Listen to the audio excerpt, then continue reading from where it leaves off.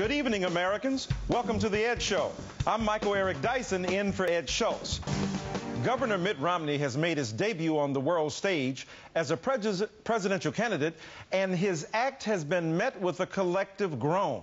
It happened when NBC News' Brian Williams, interviewing Romney in London, asked Romney if London looked like it was ready for the games.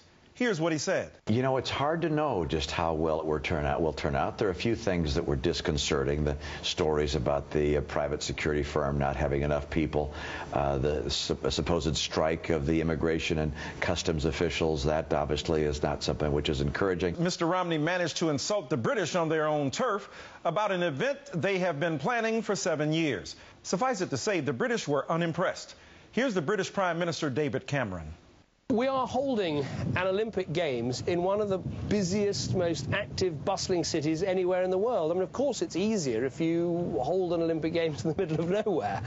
The Times blared the headline, PM delivers Olympic put-down to Romney. From The Guardian, Mitt Romney's Olympic blunder. And the Daily Mail, Cameron hits at Romney. The Daily Mail's political editor delivered frequent tweets.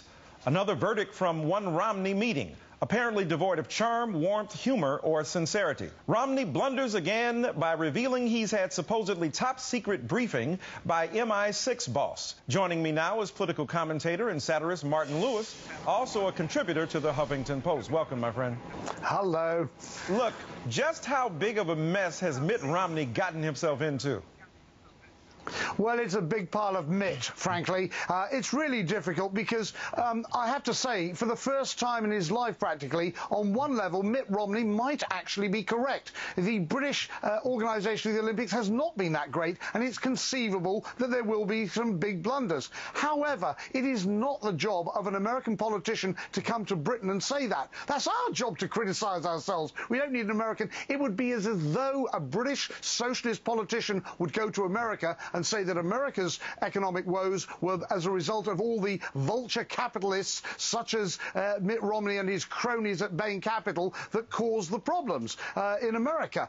That's not a job for British socialists to say. That's a job for American socialists like Newt Gingrich and Rick Santorum. So that's not the right thing to be done. Surely, and we've certainly been trumpeting that line here on the show. Here is yet more from Mitt Romney as he tried to walk back his comments.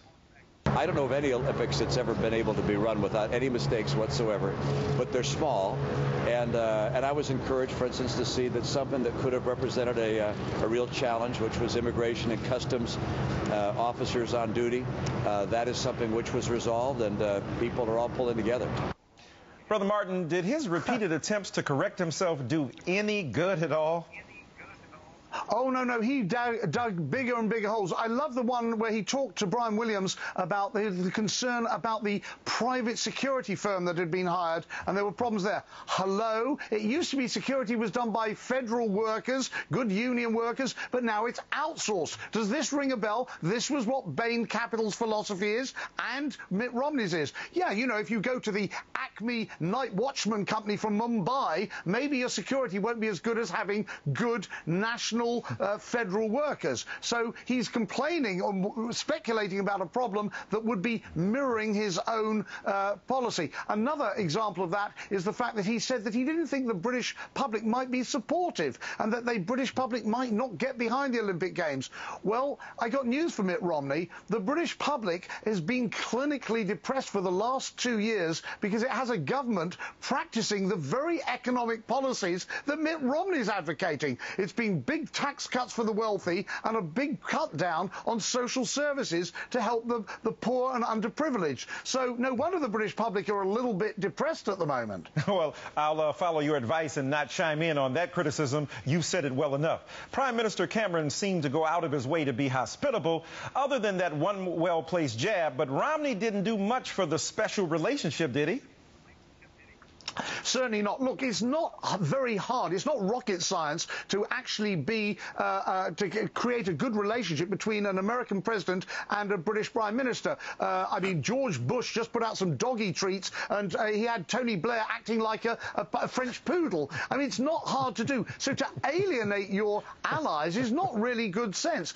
Furthermore, he not only alienated David Cameron, but he alienated the leader of the British Labour Party, who could be the next Prime Minister, Ed Miliband, by not even remembering his name. He turned round to him at one point in a press conference today and said, Mr. Leader. This would be like if Ed Miliband turned to him and said, Mr. Candidate. I mean, come on, how hard is it to remember the word Miliband? The very first part of it is Millie, like the millions that Mitt Romney has in the Cayman Islands. It shouldn't have been that hard for him to remember. If he had been listening to Lil Wayne, a milli, a milli, a milli, why won't Mitt Romney be watching his own wife's Olympic event? Doesn't that seem a bit odd to you that he went out of his way to discount the fact that he'd be watching and said he really wouldn't?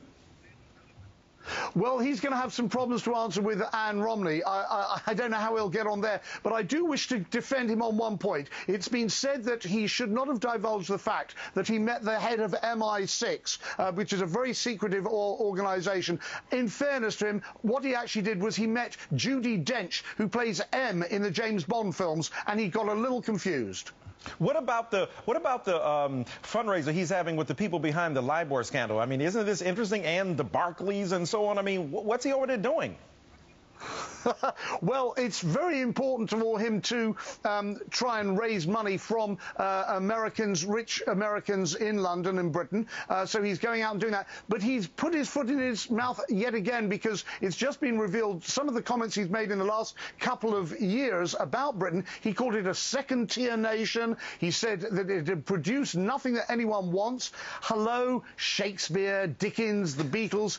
Tea. You know tea, Mitt Romney, the drink that you're not allowed to have because it stimulates the brain, you know, something that the hard of thinking worry about. Ah, the 1,000 natural shocks that flesh is heir to. Martin Lewis, thanks so much for your time tonight. My great pleasure. Thank you.